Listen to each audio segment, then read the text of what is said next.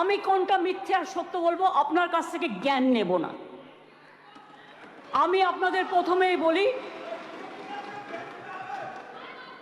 যে আমি sir on behalf of West Bengal people a model bill and historic bill, the Aparajita Women and Child West Bengal Criminal Laws Amendment Bill 2024 কে সম্পূর্ণভাবে সমর্থন জানাতে আপনার অনুমতিতে আমি এখানে সমর্থনে কয়েকটি কথা বলতে এসেছি।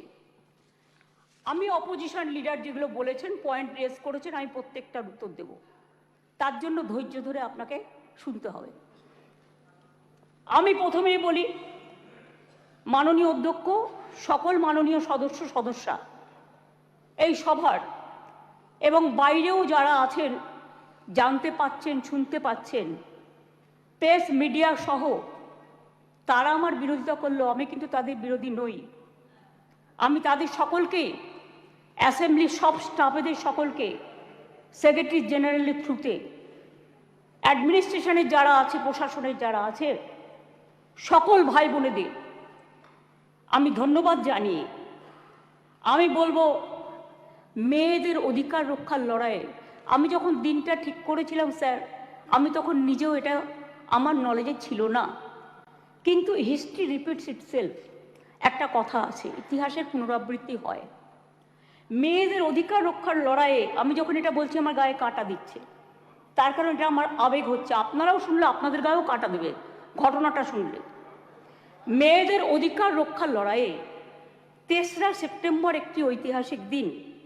আজ থেকে 43 বছর আগে 1981 সালে আজকের দিনেই ইউনাইটেড নেশনস মেয়েদের অধিকার সুরক্ষিত করার জন্য, তাদের বিরুদ্ধে সব বৈষম্য দূর করার জন্য চালু করেছিল the convention on the elimination of all forms of discrimination against women. সংগঠিত হয়েছিল ইউএনের আন্তর্জাতিক নারী বৈষম্য বিরোধী কমিটি, এবং সেই দিনটা আজকের দিনের সাথে মিলে যাওয়াতে আমি ইউনাইটেড নেশনসকে অভিনন্দন জানাচ্ছি। এবং বিশেষ করে নারী সুরক্ষার স্বার্থে আমাদের মা বোনেরা, ভাইয়েরা যে লড়াই করছেন, সিভিক সোসাইটি থেকে শুরু করে ছাত্রছাত্রীরা, আমি সবাই, আমার লাইনে আসতে অনেক টাইম লাগবে, আপনার ট্রেনটা বেলাইন হয়ে গেছে, ওটা সামলান আগে। আমি আপনাদের বলি, আমি সবাইকে অভিনন্দন জানাচ্ছি। আমি অভিনন্দন জানাচ্ছি, এটা অভিনন্দন নয়, আমার সমবেদনা পরিবারকে জানাচ্ছি, নির্যাতিত পরিবারকে। তার নাম তো নিতে পারি না। যে মেয়েটি নির্যাতিত হয়েছে তার জন্য আমি শোক জ্ঞাপন করছি। সাথে সাথে সারা ভারতবর্ষে যারা ধর্ষিতা হয়েছেন, যারা নির্যাতিত হয়েছেন, তাদের সকলের বিরুদ্ধে যে অত্যাচার হয়েছে, সেই অত্যাচারের করুণ কাহিনী আপনাদের একটি কথাতেও আমি শুনলাম না। তাদের সকলের ব্যাপারেও এই সভা শোক জ্ঞাপন করছে, এটা আমি আবেদন করব এবং তাদের পরিবারবর্গকে সমবেদনা জানাচ্ছি।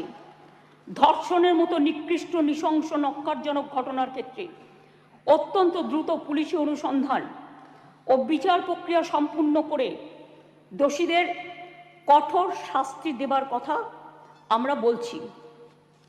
কেন বলছি তার নিশ্চয়ই কতগুলো কারণ আছে। যে কোনো শুভবুদ্ধি সম্পন্ন মানুষই কোনো রকম শর্ত ছাড়া নিঃশর্তভাবে এই বিলকে সমর্থন করবে আশা রাখি। ধর্ষণ মানবতার বিরুদ্ধে এক বড় অভিশাপ। ধর্ষকের নির্মম শাস্তি প্রাপ্য। যে সমাজে মেয়েরা ভালো থাকে না, সে সমাজ কখনো ভালো থাকতে পারে না। আমি বিদ্রোহী কবি নজরুলের ভাষায় বলি, বিশ্বে যা কিছু মহান সৃষ্টি চিরকল্যাণকর, অর্ধেক তার করিয়াছে নারী, অর্ধেক তার নর।